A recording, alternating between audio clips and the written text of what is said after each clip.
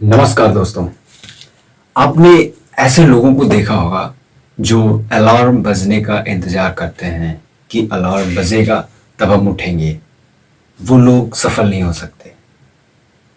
भाई अलार्म से पहले उठना सीखो। माइंड को अपने बता दो पहले से ही। भाई वर्क करता है सच में। मैंने ये रियलाइज किया है इसको। आप जब अलार्म सेट करते हैं, यदि आपने अपने माइंड को नहीं बताया कि मुझे उठना है, तो भाई आप अलार्म बजेगा, आप उसे डिस्कनेक्ट कर देंगे, आप उसे कट कर देंगे, डिसमिस कर देंगे। भाई आप उठ नहीं पाएंगे।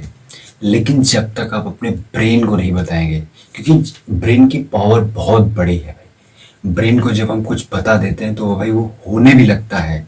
जेन्युइनली मैं जब स्टार्टिंग किया था ये सब कंटेंट क्रिएशन का काम जो है, तो मुझे पहले बिल्कुल आइडिया नहीं था। मैं इतना ज़्यादा स्टूडियो एंड बहुत सारा बोलना, शब्दों को खोज के लाना अंदर से, तो भाई ये सब आपके ब्रेन की पावर है।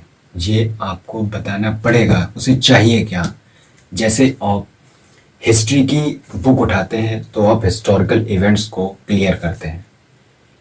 आपने केमिस्ट्री उठाई तो आपने केमिस्ट्री के फार्मूला याद किए, पीरियोडिक टेबल आपने याद की। फिजिक्स को उठाया तो फिजिक्स में आपने न्यूटन्स के नियम पढ़े, आपने आइंस्टीन के बारे में समझा, निकोला टेस्ला को समझा। वैसे ही आप हिंदी में आते हैं तो आप हिंदी में कबीर, तुलसी और इत्यादि लोगों के बारे में जानते हैं। तो हम यहाँ पे बात कर रहे हैं कि जिस टाइप का आपका दिमाग होगा, जिस टाइप के विषय को लेकर आप चर्चा में रहेंगे, आपका दिमाग वैसे ही काम करेगा। स्वयं को अंदर से समझना तब आता है जब आप हर विषय को अपने तरीके से लेते हैं। यदि आपको हिंदी पढ़नी है तो आप हिंदी को हिंदी की तरह लीजिए, not as a subject. English आपको तब तक नहीं बोलनी आएगी जब तक आप इंग्लिश को इंग्लिश की तरह नहीं लेंगे। मतलब इंग्लिश का मतलब है इंग्लिश टू इंग्लिश। भाई मैंने जो भी इंग्लिश में नोट्स बनाए, भाई इंग्लिश टू इंग्लिश, तरुण ग्रोवर की क्लास अटेंड की, इंग्लिश टू इंग्लिश मैंने उसको अंडरस्टैंड समझा। और हर सब्जेक्ट का एक पैटर्न होता है। जब तक आप उसमें घुसेंगे नहीं भाई, समझ भी नहीं आएगा। ओवर ओवर हो जाएगा, वो ऊपर बाउंस हो जाएगा। बाउंस तभी होगा कोई सब्जेक्ट जब आपको लाइटली उस चीज के बारे में पता नहीं है। तो बात यहाँ पर यह है कि किसी भी सब्जेक्ट को समझने के लिए आपको उसमें उतरना पड़ेगा। जैसे आप कंपटीशन के लिए रीजनिंग पढ़ते हैं तो आपको रीजनिंग में आपका जो माइंड है वो लॉजिकली सोचना स्टार्ट करता है। रीजनिंग में टू टाइप का होता है, वर्बल एंड नॉन वर्बल। तो उसमें क्या होता है, नॉन वर्बल में उसमें अपनी डिसीजन को क्लेरिफाइड करना पड़ता है, सेटिस्फाइड करना पड़ता है, ये चीज है या नहीं है। फॉर ऑप्शन को चूज करना पड़ता है। जेलसी पर्सन कैसे होते हैं, जिनको लगता है कि भाई अगर दूसरा बंदा अगर उठ रहा है तो उसको नीचे कैसे गिराना है, ये वैसे ही प्लानिंग करते रहते हैं।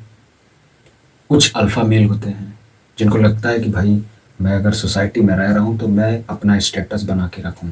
उनको सिर्फ और सेल्फ रिस्पेक्ट की आवश्यकता होती है। इनका अलग ही पैटर्न चल रहा है। कुछ लोग ऐसे होते हैं जनरली जो बहुत ही ज़्यादा शांत रहना पसंद करते हैं। उनको ना ही ज़्यादा बड़ा फेम चाहिए, ना ही ज़्यादा मनी चाहिए, ना ही ज़्यादा रुतबा चाहिए। तो उनको लगता है कि अगर तुम शांत रहोगे, यदि तुम भक्ति करोगे, पीसफुल स्थान पे जाओगे, तो तुम अच्छे आचरण वाले हो। कंटिन्यू लोगों का जो रूटीन होता है वो उस चीज से बदलता है जब वो लोग उस चीज को समझ जाते हैं कि ये पैटर्न काम कर रहा है। जब भी कोई पैटर्न काम करता है तो हम उस चीज को बार बार करने की कोशिश करते हैं। जैसे एक कंटेंट क्रिएटर क्या करता है, एक कंटेंट को लिखता है। वो कहाँ से लिखता है, वो सर्च करता है, वो बुक्स को पढ़ता है। उसके पास दो ही ऑप्शन है, ऑफलाइन या ऑनलाइन। ऑफलाइन में वो लोगों से इंटरेक्शन करता है, और बुक्स को रीड करता है। ऑनलाइन में वो एआई का यूज कर रहा है आजकल, और गूगल पे सर्च करता है। मतलब जनरली दो ही टाइप से हम लोग किसी भी चीज़ को लिख पाते हैं, पढ़ पाते हैं। और ज़्यादातर जो प्रैक्टिकल, जो नॉलेजेबल लोग होते हैं वो ऑफलाइन से ही आते हैं। ऑनलाइन वाले सिर्फ ऑनलाइन कीड़े होते हैं, उनको पता ही नहीं है भाई बुक्स में क्या लिखा है।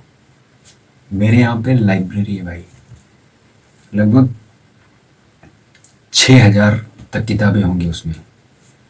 भाई वहाँ ऐसे ही बच्चे हैं जो जनरली पढ़ना पसंद करते हैं, उनकी फर्स्ट प्रायोरिटी जो है, फर्स्ट प्रेफर जो है बुक को ही देते हैं।